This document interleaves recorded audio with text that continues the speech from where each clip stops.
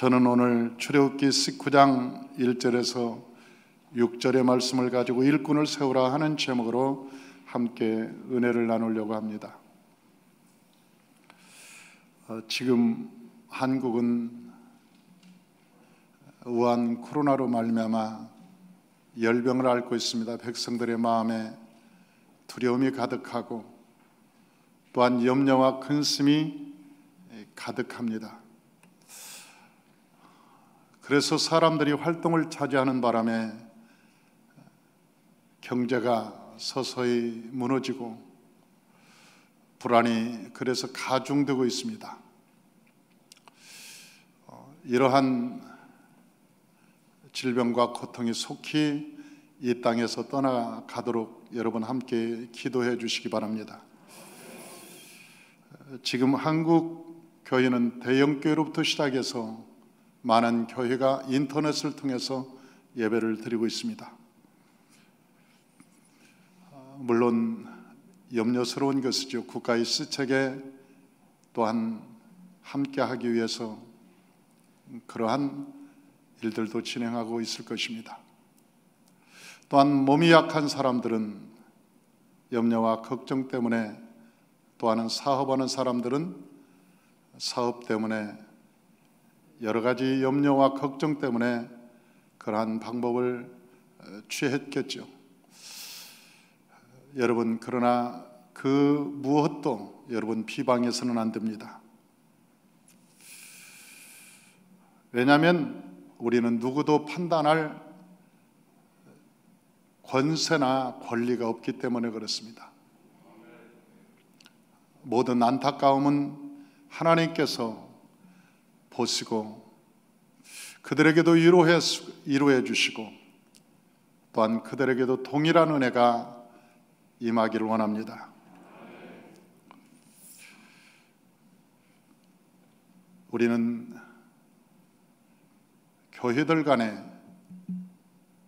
어떠한 방법으로 예배를 드리든지 그 교회를 판단하거나 비방해서도 안 되고, 그 어떤 성도를 또한 판단하거나 비방해서도 그것은 하나님께서 우리에게 가르쳐 주신 방법이 아닙니다. 다만 각자가 주신 믿음대로 우리가 말세는 신앙생활을 하는 것입니다. 그러나 저와 여러분들이 하나님의 성전에 나와서 예배드릴 수 있는 것은 어쩌면 하나님의 축복인지도 모릅니다. 여러분이 늘 청결하고 스스로 조심하고 나를 위해서보다는 이웃을 위해서, 남을 위해서 여러분들이 늘 조심하면서 일상생활하시길 주 이름으로 축원합니다.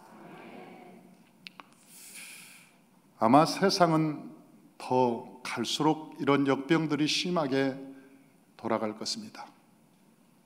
제가 지난주에도 출애굽을 통해서 마지막에는 동물에게서 사람에게로 옮기는 독종이 문제일 거라고, 그래서 그것이 돌림병, 역병으로 번져나가서 세상의 경제가 위험해질 거라고 말씀을 드렸습니다. 그것은 어쩌면 주님이 오실 때가 되면 당연한 것인지도 모릅니다. 이 주님께서 오시기 전에 일어나는 이 현상, 세계적인 현상, 앞으로 이보다 더한 역병들이 수없이 우리에게 다가올 것이고 그것은 계속될 것입니다. 교회는 어떻게 대처해야 될 것인가 하는 것이죠. 이러한 질병은 수천 년 전에 이러한 것들은 계속되고 있었습니다. 로마에도 이러한 역병은 있었습니다. 서기 165년에서 180년도에 보면 안티오누스라고 하는 역병이 돌고 있었습니다. 이러한 질병은 안티오누스 장군이 이제 파르티아라고 하는 이 파르티아를 상대로 해서 전쟁을 하고 돌아오는 길에 전염병이 옮겨진 것이죠. 그 원정에서 돌아오면서 그 전염병은 로마에 퍼지기 시작했습니다. 얼마나 심한 역병이었는지, 그리고 또 얼마나 확산이 급하게 시작되었는지, 당시 황제였던 루시우스 베루스라고 하는 사람도 이 역병에 목숨을 잃었다고 말합니다. 전쟁에 참여했던 수많은 장수들, 그때 부자들, 그 누구나 할 것 없이 역병에 목숨을 잃고 말았습니다. 거리에는 시체가 가득했습니다. 그러나 그 누구도 시체를 치울 엄두를 내지 못했습니다. 왜냐하면 그 질병의 전염성이 너무나 강했기 때문에 그렇습니다. 온 시내는 냄새가 가득하고 시체 냄새로, 그리고 두려움과 공포로 사람들이 집을 나오지 않았습니다. 로마의 시내는 시체의 썩은 냄새로 가득했겠죠. 그런데 어느 날부터인가 그것이 사라지기 시작했습니다. 냄새가 없어지고 시체가 없어지기 시작했습니다. 거리가 깨끗해진 것이죠. 이상하게 여겼습니다. 도대체 왜 그럴까? 누가 치울까? 그래서 정부는 경찰을 동원해서 이 사실을 알아보려고 했습니다. 그런데 밤 12시가 되자 검은 옷 입은 사람들이 나와서 그 시체를 치우고 물로 거리를 청소하기 시작했습니다. 그리고 해가 뜨면 어디론가 그들이 사라졌습니다. 그것은 계속 반복되었습니다. 나중에 알아낸 것은 그때 당시 핍박을 받아서 지하 미조로 숨었던 카타콤에 숨었던 기독교인들, 그 기독교인들이 검은 옷을 입고 밤 12시가 되면 거기서 나와서 시체를 치우는 것이었습니다. 그리고 거리를 깨끗하게 치우고 해가 뜨면 다시 해가 뜨기 전에 카타콤 지하로 숨어버리고 말았습니다. 그 소문은 서서히 퍼지기 시작했죠. 그리고 로마 사람들은 그때부터 기독교인에 대한 생각이 달라지기 시작했습니다. 그런 영향으로 말미암아 얼마 가지 않아서 기독교는 국교로 공인이 되었고 로마는 기독교 국가가 되었습니다. 그때 그 영향력이라고 하는 것은 대단한 것이었습니다. 그런데 하나 희한한 것이 있었습니다. 카타콤에 나와서 시체를 치웠던 그 사람들에게는 병이 하나도 없었다고 하는 것입니다. 누군가 기독교인들에게 물어봤습니다. 어떻게 당신들은 질병을 걸릴 수 없었습니까? 어떻게 질병이 근접하지 못했습니까? 그렇게 물어볼 때 그들은 마가복음 16장 17절에서 18절에 너희가 내 이름으로 귀신을 쫓아내며 새 방언을 말하며 뱀을 짚으며 무슨 독을 마실지라도 해를 받지 아니하며 너희가 손을 얹은 즉 나으리라고 했던 예수님이 약속을 그들은 믿었다는 것입니다. 그들은 진짜 믿었던 것입니다. 이름만인 기독교인이 아니고 성경을 진짜 믿었던 사람들, 하나님의 말씀을 진짜 믿었던 사람들,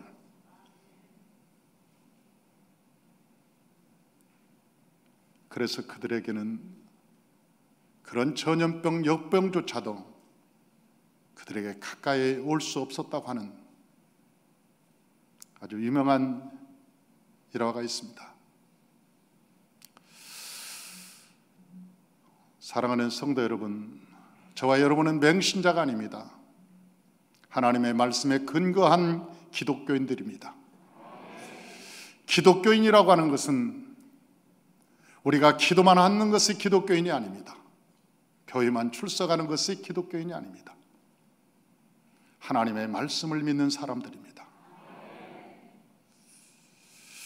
저와 여러분이 하나님의 말씀을 믿는 믿음의 사람들이 되시기를 주의 이름으로 축원합니다. 교회만 나오는 사람들을 우리는 교인이라고 얘기하는 것이죠. 말씀을 믿는 것을 성도라고 얘기합니다. 교회에 출석하는 사람들을 우리는 교인, 교회 명부에 있는 사람들의 이름, 성도라고 하는 것은 하늘나라에 그 이름의 생명책에 기록된 사람들, 그걸 성도라고 얘기하는 것입니다. 저와 여러분 모두가 다 하나님 안에서 성도의 길을 걸어가시기를 주의 이름으로 축원합니다. 저는 목회하면서 한 가지 체득한 사실이 있습니다. 이 교회라고 하는 것은 말씀과 은혜로만 되지 않는다는 것입니다. 교회라고 하는 것이 이곳에 아무리 하나님의 말씀이 세워질지라도, 이 교회가 아무리 은혜가 풍성할지라도, 교회라고 하는 것은 말씀과 은혜로 되어지는 것이 아니고 반드시 조직이라고 하는 것이 필요하다고 하는 것입니다. 저는 이 교회에 개척할 때부터 8가지의 원칙을 세웠습니다. 제 목회의 원칙, 나는 앞으로 이런 교회를 하나님께 세우고 싶습니다 하는 원칙이 있었습니다. 첫째는 지도자를 세우는 이 지도력. 사람을 키울 수 없는 교회라면 그것이 무슨 의미가 있을까? 저는 이 교회가 존재하는 목적은 사람을 키우는 일이 가장 우선돼야 된다고 생각합니다. 사람을 키우는 교회, 사역자를 키우는 교회, 지도자를 키울 수 있는, 이 사역자를 키울 수 있는 지도력. 저희는 40개의 팀으로 구성되어 있습니다. 뿐만 아니라 바이블 팀들, 바이블 교수님들, 많은 50명의 지도자들이 있습니다. 이 사역자들이 있죠. 어떻게 하면 성경적인 하나님의 말씀을 가지고 세상을 이길 수 있는, 저는 10년 전부터 여러분에게 많은 설교를 했을 것입니다. 앞으로 대형교회는 존재하지 못할 것이라고 예견을 했습니다. 대형교회가 정부와 연합을 하든지 아니면 정부와 핍박을 받든지 둘 중에 하나일 거라고 예측했습니다. 앞으로 교회는 아마 세포교회로, 건강한 교회가 되려면 세포교회로 아마 나가야 될 것입니다. 작은 단위의 교회, 그 작은 단위의 교회를 어떻게 큰 교회가 컨트롤하면서 나갈 수 있을 것인가? 작은 단위의 교회가 되지 않으면 큰 교회는 유지될 수가 없습니다. 그러기 위해서 10년 전부터 우리는 계속 바이블 교수를 키우려고 했습니다. 언제든지 교회가 세포 분열을 해도 그 분열된 교회에서 이 교회만큼 영향력을 가지고 교회를 세울 수 있는 그런 아름다운 모습,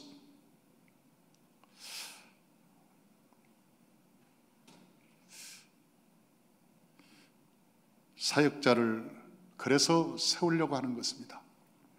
두 번째는 은사 중심적인 사역. 누가 어떤 은사를 가지고 있는지,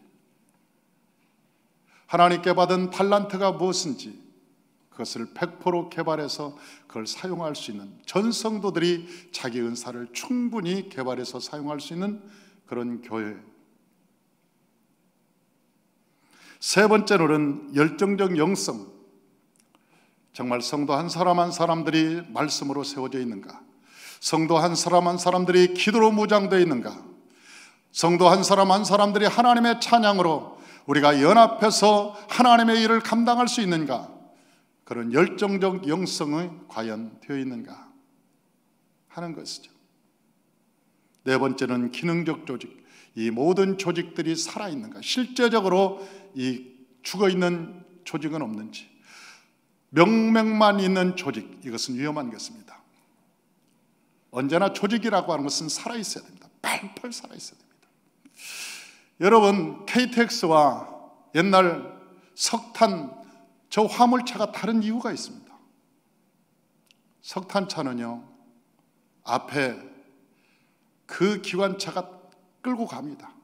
칙, 칙, 칙. 그러면 추풍역을 넘어갈 때 되면 뿌 힘들어서 너무 그 앞에서 쫙 끌고 가니까 너무 힘든 거예요. 그 KTX는요, 이 바퀴가 많아서 스스로 전부가 연합해서 똑같이 돌아갑니다. 시속 300km를 가도 끄떡없이 갈 수 있습니다. 힘들지 않고 갈 수 있습니다. 왜 그럴까요?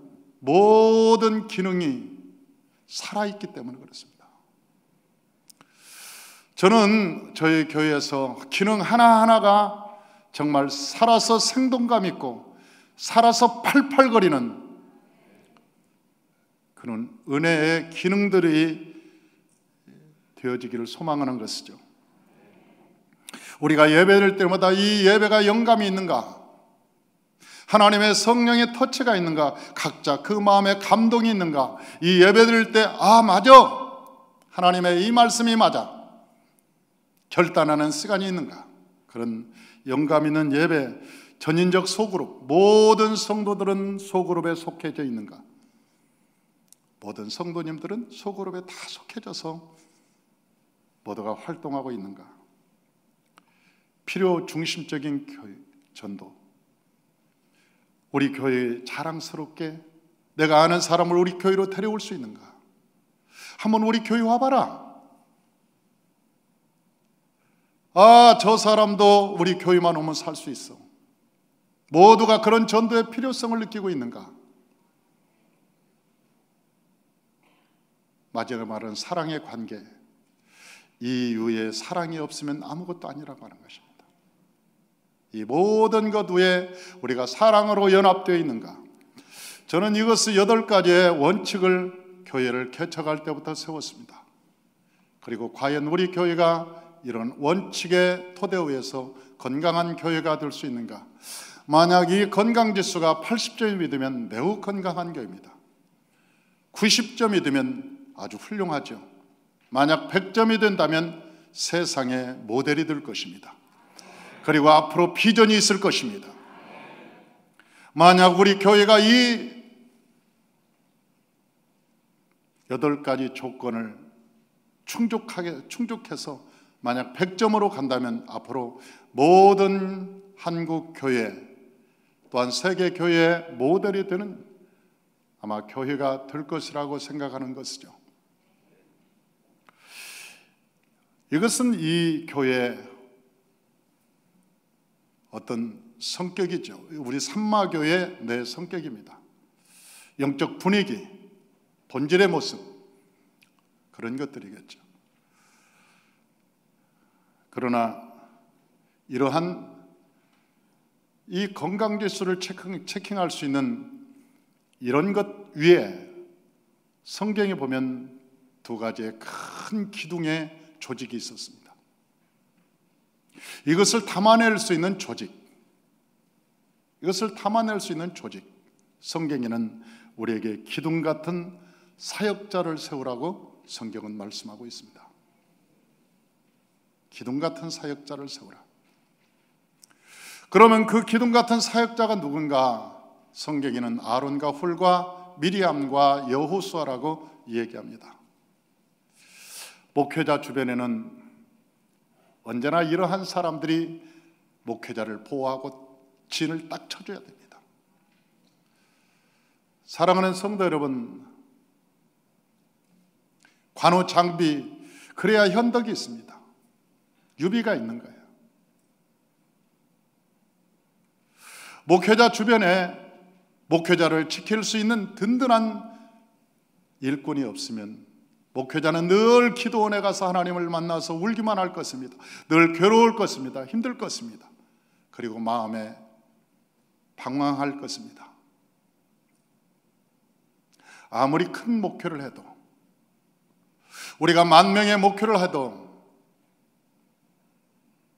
10만 명의 목회를 한다고 해도, 만약 아론과 홀과 미리암과 여호수아가 없는 목회면 늘 그는 외로움에 사로잡혀 있을 것입니다.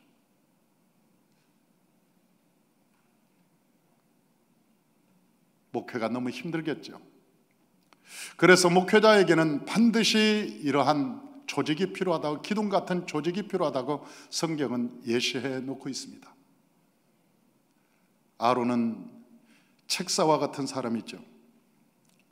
우리 목회를 할 때는 아론과 같은 책사가 필요합니다. 옆에서 늘 말해줄 수 있고, 도와줄 수 있고, 건의하고, 일을 대신하고,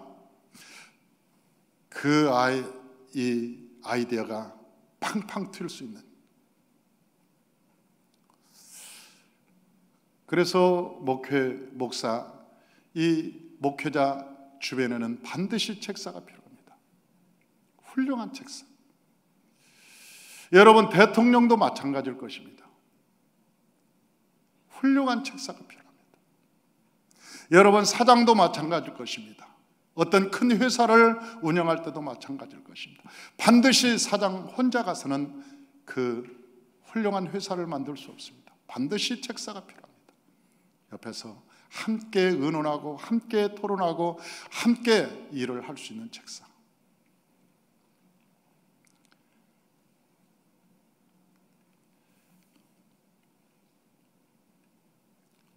책사에게 필요한 것은 충성심입니다. 총명한 머리일 것입니다. 넓은 아량이겠죠. 훌과 같은 사람이 필요한 것입니다. 훌이라고 하는 사람이 이름도 없이 저 모세를 도왔던 사람입니다. 아말렉과 싸울 때 모세의 팔을 들어줬던 사람. 그러나 훌은 성경에서 여러 번 나오지 않습니다. 그런데 언제 죽었을까?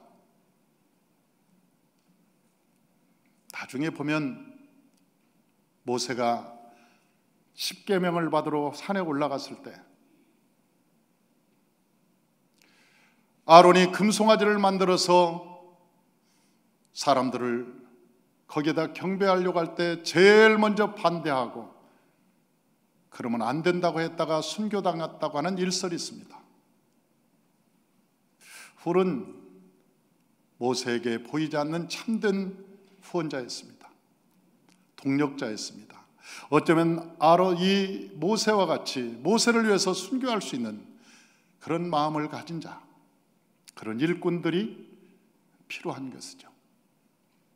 미리암과 같은 일꾼, 남성들이 해결할 수 없는 일들을 여성의 그 섬세함으로 도와주는, 그래서 미리암은 늘 모세를 받아주고 위로해주고 안위해주고, 늘 여성의 섬세함을 가지고 미리암은 늘 모세를 받쳐줬습니다. 목회자에게는 그런 조력자들이 필요합니다. 예수님 주변에는 많은 이 미리암들이 있었습니다. 마리아가 있었습니다. 예수님 주변에는 여러분들 많은 여인들이 있었습니다. 그 미리암과 같은 일꾼들이 12명의 제자들만 있었던 게 아닙니다. 훌륭한 제자들 옆에는 미리암이 있었습니다.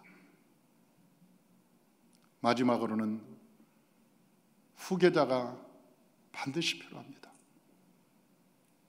여러분, 목회의 열매는 누가 후계자가 되느냐에 따라서 목회의 열매가 결정되기 때문에 그렇습니다. 목회자는 영원한 사람이 아닙니다. 목회를 이어받을 후계자가 필요한 것입니다. 그것이 목회의 열매입니다. 성경에서 가장 유명한 사람, 구약에서 가장 유명한 사람 둘을 대라면 모세와 엘리야를 하나님께서 선정합니다. 그런데 그 모세와 엘리야의 특징이 있습니다. 그것은 바로 두 사람 다 후계자를 세웠다는 것입니다. 모세의 후계자는 저 여호수아였고 엘리야의 후계자는 엘리사였습니다. 그 외에는 다른 사람은 후계자를 둔 적이 없었습니다.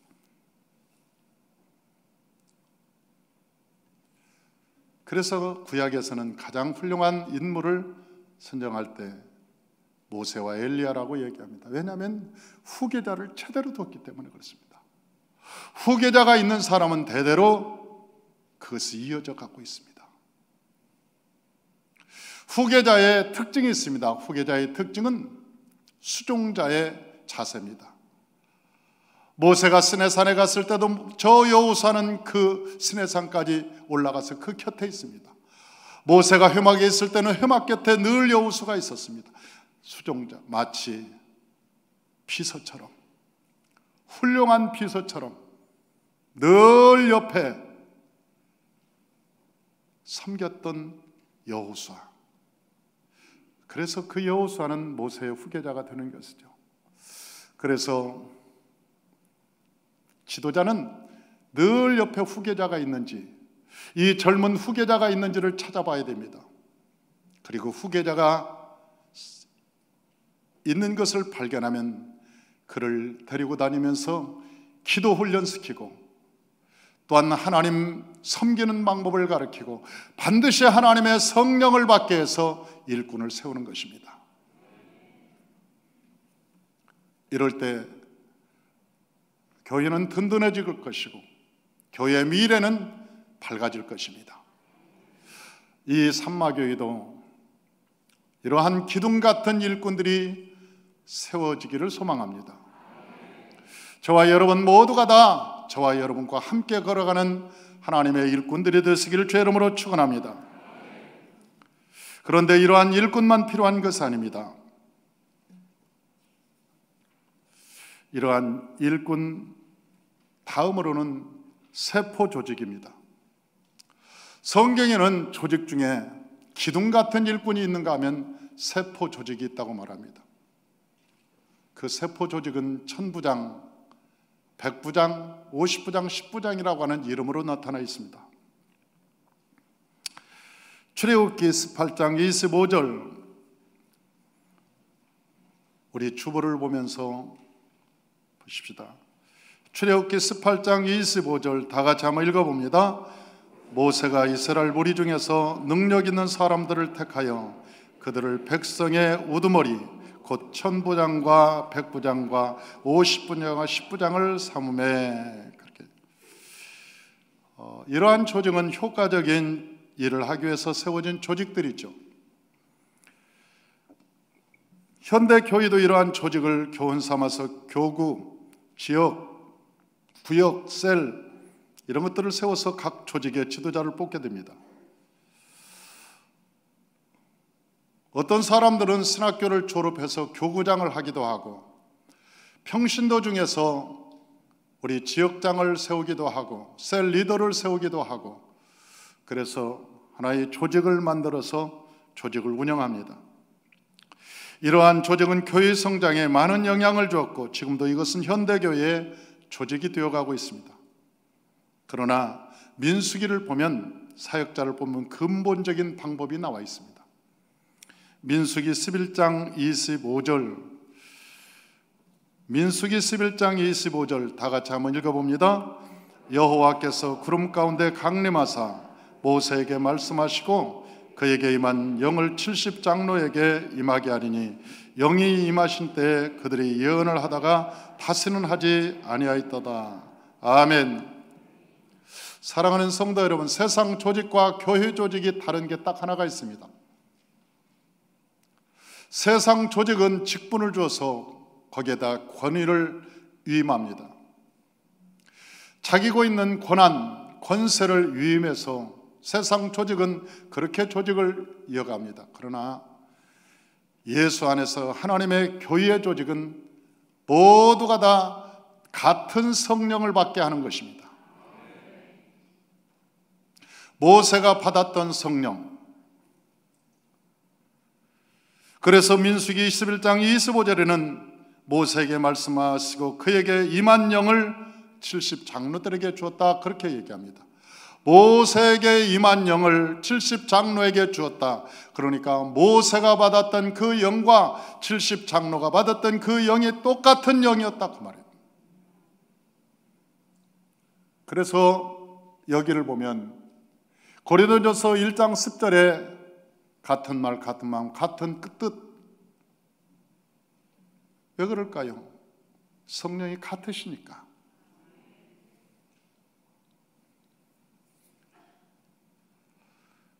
하나님이 우리에게 주신, 목회자에게 주신 하나님의 성령이 일꾼들에게 똑같이 임해야 하나님의 일을 감당할 수 있다는 거예요. 같은 마음으로, 같은 뜻으로, 또 같은 말을 하면서 같은 열매를 맺어간다고 하는 것입니다.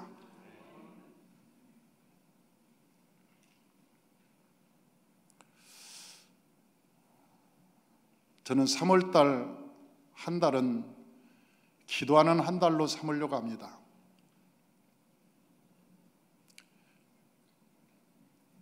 왜냐하면 한가해졌기 때문입니다.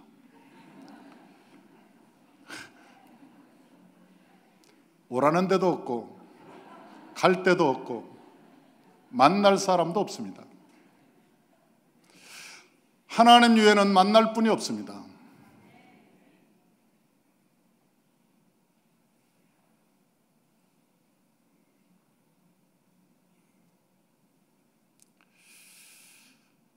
사랑하는 성도 여러분,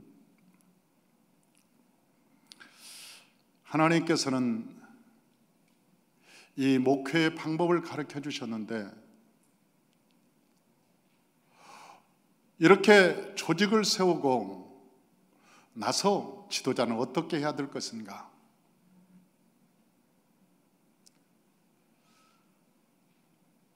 조직을 운영을 잘하면 될 것인가? 아니면 이 조직을 어떻게 운영을 해야 효과적으로 계속 승리의 삶을 살아갈 것인가 하는 것입니다. 성경에는 매우 명확하게 가르쳐주고 있습니다. 제일 먼저 하나님께서 모세에게 말하고 있습니다. 모세야, 시내산으로 올라와라. 그래서 모세가 시내산으로 올라갔습니다. 그리고 거기서 하나님을 만났습니다.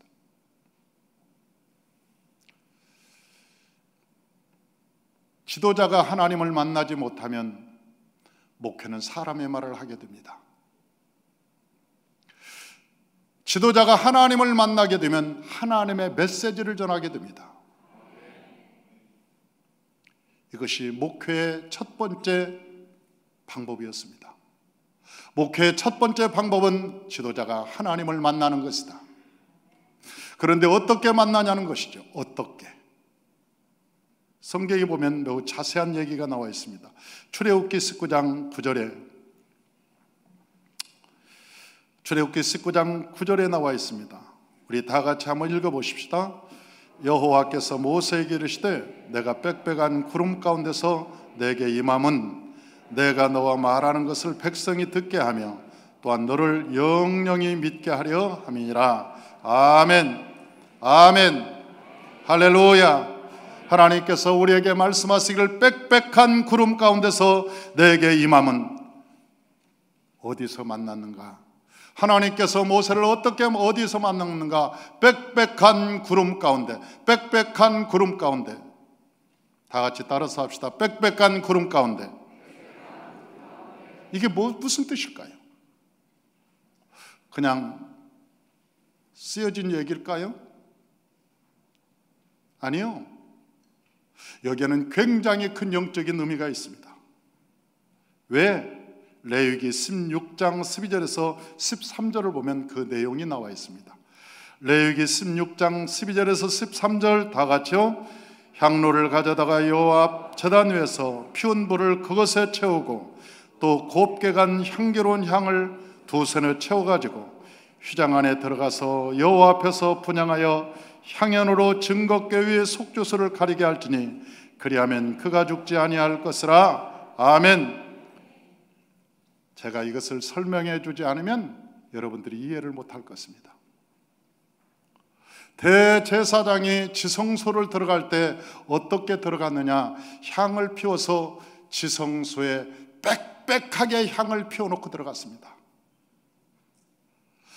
그러니까 향을 피워서 지성소에 들어갈 때 지성소에 속죄소가 보이지 않도록 빽빽하게 향을 피워야 네가 안 죽는다, 네가 죽지 않는다, 그렇게 말했어요.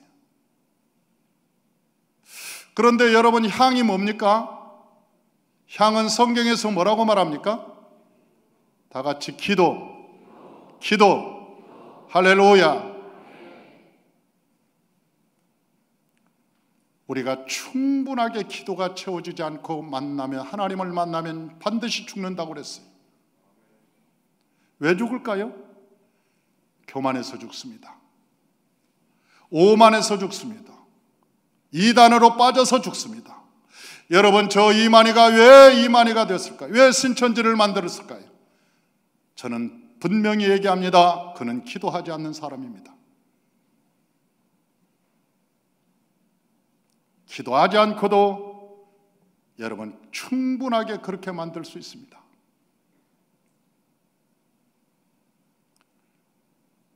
이단으로 빠지는 사람은 처음에는 그들이 신령하게 은사를 받았을 것입니다. 성경은 우리에게 말합니다. 빽빽하게 향을 채우지 않으면 반드시 죽는다고 그랬어요. 반드시. 모세가 하나님을 만날 때 그 모세의 기도가 얼마나 많이 쌓이든지 그 시내산에 빽빽한 구름처럼 되어 있었다고 말하고 있습니다. 빽빽한 구름처럼 되어 있었다고 그래요. 그리고 그 속으로 들어가서 하나님을 만나서 그가 죽지 않은 거예요. 그의 음성을 들었어요. 사랑하는 성도 여러분, 대제사장의 속죄소로 들어가서 하나님의 레마의 말씀을 듣고 나오는 것입니다. 하나님의 음성을 듣고 나오는 것입니다. 기도가 채워질 때 하나님은 반드시 우리에게 말씀해 주십니다.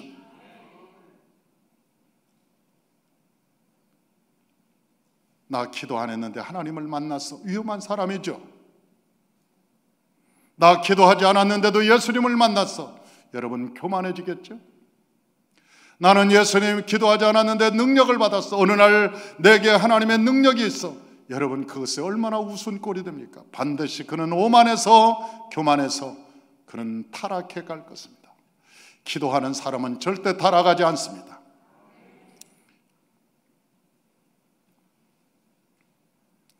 지도자는 하나님께 기도해야, 기도가 쌓여야 하나님을 만날 수 있다고 하는 것입니다. 쌓인 기도 속에서 하나님을 만나야 타락하지 않고 죽지 않을 수 있다는 것입니다. 저와 여러분 나라와 민족을 위해서 기도하십시다. 우환이 사라지도록 기도하십시다. 저와 여러분의 하늘에 상달되도록 기도하십시다. 그 기도에서 이 나라가 평안하고 백성들이 살기 좋은 나라, 마음의 두려움이 사라지고 염려와 근심이 없는 나라, 행복한 대한민국이 되도록 기도하십시다.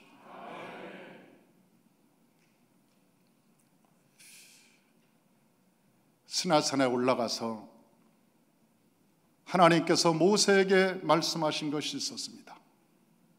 그것은 목회적 방법이었습니다. 목회 방법을 알려주셨습니다.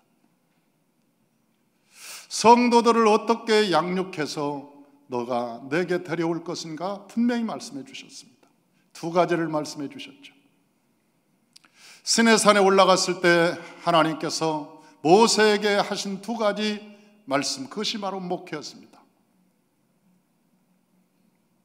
첫째는 백성들의 몸을 성결케 하라고 하는 것이었습니다. 백성들의 이 몸을 성결하게 하라, 깨끗하게 하라. 나를 만나기 위해서 백성들의 몸을 성결하게 하라. 그래야 나를 만날 수 있다. 백성들이 나를 만나면 살 수 있다. 백성들을 살게 하라. 그런데 그 성결케 하라는 의미를 다시 한번 성경에서 찾아보았습니다. 요한복음 11장 55절, 요한복음 11장 55절 다 같이 한번 읽어봅니다. 유대인의 유월절에 가까움에 많은 사람이 자기를 성결하게 하기 위하여 유월절 전에 시골에서 예루살렘으로 올라갔더니, 왜 유월절에 예루살렘으로 올라갔는가 하고 봤더니 성결하기 위해서, 성결케 하기 위해서. 왜 유월절을 지키는데, 유월절이 뭐냐? 어린 양 예수 그리스도를 만나기 위해서. 예수님을 만나려면 성결해야 된다. 그래서 성결하기 위해서 올라왔다는 거예요. 그러면 성결이라고 하는 것은 무엇이냐? 야고보서 4장 8절에 나와 있습니다. 성결이 뭐냐? 다 같이 한번 읽어봅니다. 하나님을 가까이 하라. 그리하면 너희를 가까이 하시리라. 죄인들아 손을 깨끗이 하라. 두 마음을 품는 자들아 마음을 성결하게 하라. 이게 무슨 뜻일까요? 두 마음을 품은 자는 성결하게 못 된다는 거예요. 사랑하는 성도 여러분, 두 마음이라는 것은 무엇일까요? 예수님께서는 이미 마태복음에 말씀하셨습니다. 너희가 세상을 사랑하든지 하나님을 사랑하든지 두 마음이 있다고 얘기합니다. 한 마음, 그러니까 두 마음을 버리라. 두 마음을 버리고 오직 하나님을 사랑하라. 그것이 정결하게 되는 방법이라고 말씀합니다. 할렐루야. 우리의 마음을 정결하게 하는 방법은 두 마음을 갖는 것이 아닙니다. 하나님을 가까이 하는 것입니다. 하나님을 가까이 우리 마음의 중심에 두는 것입니다. 저와 여러분, 하나님을 가까이 하시길 주의 이름으로 축원합니다. 세상이 아니라 하나님을 선택하고 믿음으로 나아가시길 주의 이름으로 축원합니다. 그것이 성결하게 되는 방법이라고 말합니다. 두 번째는 성도들에게 옷을 빨게 하라고 말씀하셨습니다. 하나님을 만나기 위해서는 첫째는 두 마음을 버리고, 두 번째는 너의 옷을 깨끗하게 하라. 그런데 그 옷은 무엇이냐? 행실의 옷이라고 얘기합니다. 행실은 우리가 예수 믿어도 예수 믿지 못한 사람만큼 우리가 개떡 같은 사람들이 참으로 많습니다. 본받을 사람이 본받지 못할, 회개하고,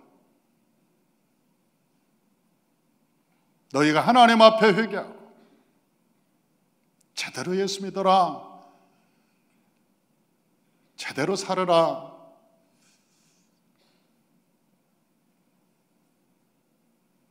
성경에 보면 천국에 누가 가느냐? 다 흰 옷 입은 사람들입니다. 여러분 요한계시록에 보십시오. 천국에 누가 있는지, 하늘나라에 누가 가는지를 보십시오. 다 흰 옷 입은 사람들이 다 갑니다. 흰 옷 입은 사람들. 흰 옷이라고 하는 것은 우리의 모든 행실이 깨끗해졌다는 거예요. 저는 대구 코로나 모습을 보면서 우리 교회가 대구를 위해서 무엇을 할 것인가 생각 중입니다. 어떻게 돕지? 우리가 대구를 위해서 어떻게 도울 방법이 있을까?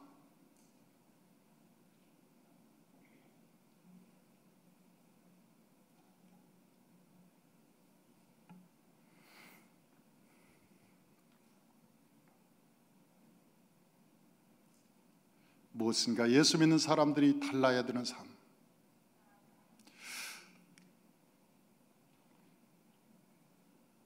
우리의 행실을 어떻게 깨끗할 수 있을까? 우리의 그 지었던 묵었던 모든 허물과 죄를 어떻게 깨끗하게 할 수 있을까? 성경에는 방법이 딱 하나라고 말합니다. 요한계시록 7장 14절 다 같이 한번 읽어봅니다. 어린 양의 피에 그 옷을 씻어 희게 하였느니라. 아멘. 아멘. 돈으로 할 수 없습니다. 여러분, 이 세상에 그 어떤 것으로도 할 수 없습니다. 우리의 모든 행실과 우리의 과거의 죄, 현재의 죄, 우리의 삶의 모든 허물과 죄를 씻을 수 있는 것은 예수의 피뿐이 없는 것입니다. 예수의 보혈뿐이 없는 것입니다. 저와 여러분이 정수로부터 발끝까지 우리의 심령으로부터 시작된 모든 허물과 죄를 예수의 피로 깨끗하게 되시기를 주의 이름으로 축원합니다. 예수님께서 십자가에 흘리신 그 예수의 피로 하나님, 우리의 허물과 죄악을 주님께서 흘리신 저 보혈로 깨끗하게 하여 주옵소서. 주님의 피로 깨끗하게 하여 주옵소서. 우리가 다시는 예수 그리스도를 십자가에 못 박지 않게 하여 주옵소서. 나의 행실로 악한 모습으로 십자가의 예수를 다시 못 박는 일이 없게 하여 주옵소서.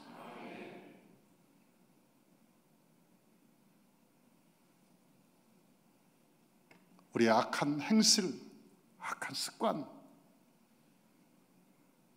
이것으로 로마서 6장에 보니까 예수께서 십자가에 못 박혔느니라. 우리의 악한 것 때문에 예수님께서 십자가에 못 박혔느니라. 그런데 그 악한 일을 또 다시 한다. 여러분, 그건 얼마나 위험한 것입니까?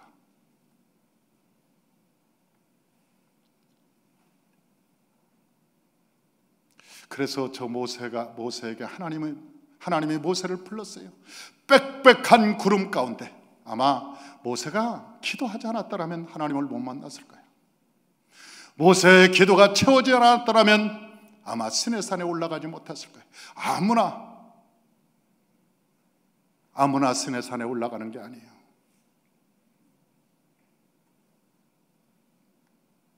모세가 얼마나 많은 기도가 쌓여졌을까. 하나님께서 기도에 쌓여지자 부르신 거예요. 지성소는 아무나 들어가는 거예요. 아니에요. 지성소는 향이 가득하게 피워서 속죄소가 보이지 않게 할 때 들어가는 거예요. 그리고 그 속에 들어갔을 때 하나님의 음성을 듣는 거예요. 백성들이 하나님의 음성을 듣기 위해서 오늘 본문에 말씀합니다. 너희 백성들을 저 시내산으로 올라오게 하라. 그런데 올라오기 전에 죽을 까누라. 그러므로 너희가 청결하게 하고 너희 옷을 빨아서 하얗게 하고 하나님 저 시내산으로 올라오라. 그리하면 그들이 죽지 아니하리라. 목회라고 하는 것은 그런 것입니다. 목회라고 하는 것은 여러분 교회에서 웃기는 얘기나 하는 것이 아닙니다. 재미있는 문학 얘기를 하는 것이 아닙니다. 재미있는 철학적 얘기를 하는 것도 아닙니다. 세상 돌아가는 것을 얘기하는 것도 아닙니다. 이 교회는 성도들이 하나님을 만나게 하는 곳입니다. 어떻게 해야 만날 수 있는가? 그것은 여러분 두 마음을 버리게 하는 것입니다. 우리의 옷을 예수의 보혈로 깨끗하게 하는 것입니다. 그리고 우리가 지성소로 들어갈 때 하나님께서 레마를 들려주신 것입니다. 그래서 저 에레미야서 33장에 말씀하시기를 너희가 내게 부르지라. 그리하면 크고 비밀한 일을 내가 너에게 알려주리라. 그때 하나님께서 세상이 알 수도 없고 들을 수도 없고 볼 수도 없는 생각할 수도 없는 하나님께서 우리에게 축복의 말씀을 주신 것입니다. 세상이 어수선하고 힘들고 어렵지만 예수 믿는 저와 여러분은 이럴 때일수록 이웃의 본이 되고 위로자가 되고 소망자가 되고 힘이 되시길 주의 이름으로 축원합니다. 여러분들이 이때 받은 여호와의 축복으로 많은 사람들에게 은혜를 나눠주고 축복을 나눠주는 은혜의 축복의 통로자가 되시기를 주의 이름으로 축원합니다. 기도하겠습니다.